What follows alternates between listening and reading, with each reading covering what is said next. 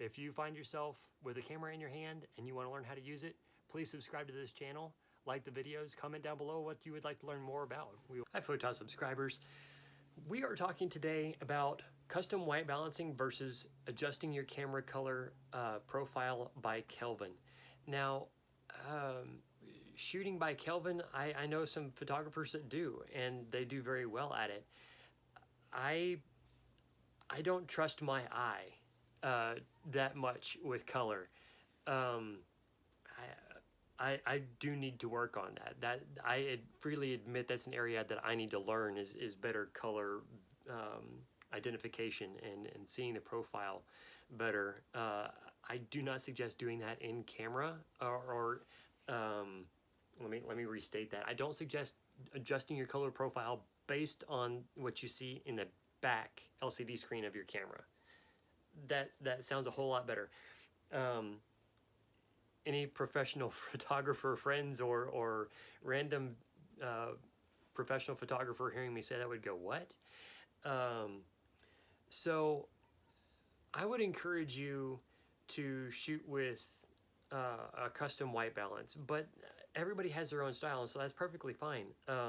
If everybody had to follow the same procedure, the shooting style, anything else, it would very much limit, or it would not allow for as great a creative response from each creator. So if you shoot with Kelvin, you want to shoot with Kelvin. Let's start with the very basic here. If you want to shoot with Kelvin, be aware that it adjusts color profile by hundreds.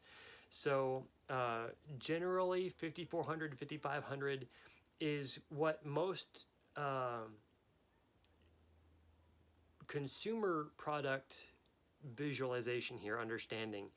Most daylight color light bulbs, if you actually look at what the color of the light bulb puts off, what color the light bulb puts off, that's the manufacturers are going to say that the daylight white balance of a bulb is going to be closest to daylight at what, like 5500 Kelvin. And so that's going to give you a pinpoint thought of what light color is. And so they generally, since sunlight is the best all-around color profile that we have, the light from the sun, so it has basically the same amount of each color of light color from each photon. It's our best measure of balanced white color. And with that, then the sunlight is closest to what we can generate in color profile of 5500 or 5500 Kelvin. Then you can make things warmer or cooler, 100 less or 100 more. I'm gonna do this later once I verify, but obviously you go to a smaller number than 5500, it'll go cooler or warmer. More than 5500, it'll go cooler or warmer. I think I know the directions, but I don't want to confuse you at this point. All of the color temperatures, custom white balance, Kelvin, and auto white balance, they're going to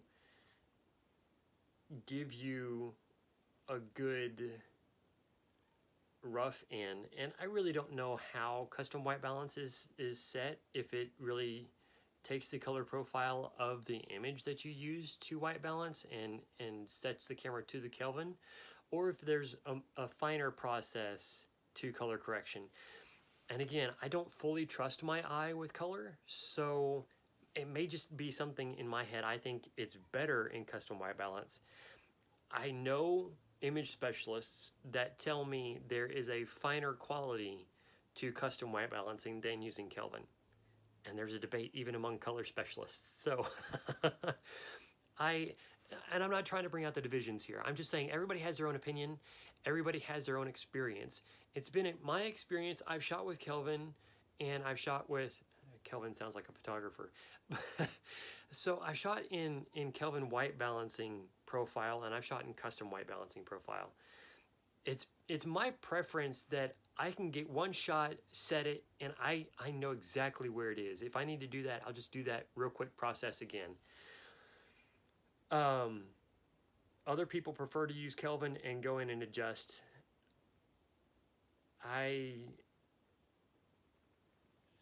Doing a custom white balance correction just seems so easy to me. I don't know why I would try and get as close as I could with an estimate of numbers. Besides that, to be sure that I really have the color quality in Kelvin that I want and not being too cool or too hot in color, I would have to take several test shots to then see what Kelvin profile number I prefer most. So that's why I just like the simplicity of doing one shot of a gray card and having it custom white balance for me, and then let the camera use the quality of white and gray. I want to say it was 30% generally, the cards that I shot white and 30% gray. And then that way the camera itself has the quality of color on white and gray to match its color, custom color profile that I need. So Kelvin gets you roughed in with more or less blue or more or less yellow, and the further you swing one way or the other, you're going to notice more or less red tones in that color profile as well. So that's the difference between custom and Kelvin white balancing profiles for color.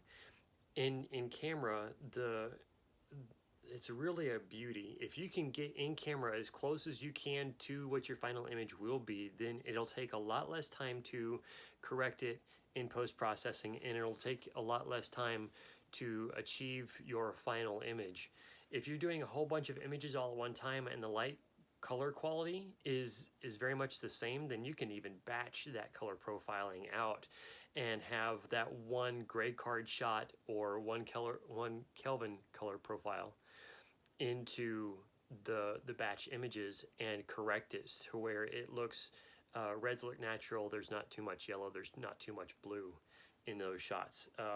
For instance, I took some images of my children when they were about 1 and 2 years old, and I didn't grab a white balance shot before, and to me the colors came out looking very blue when they were printed at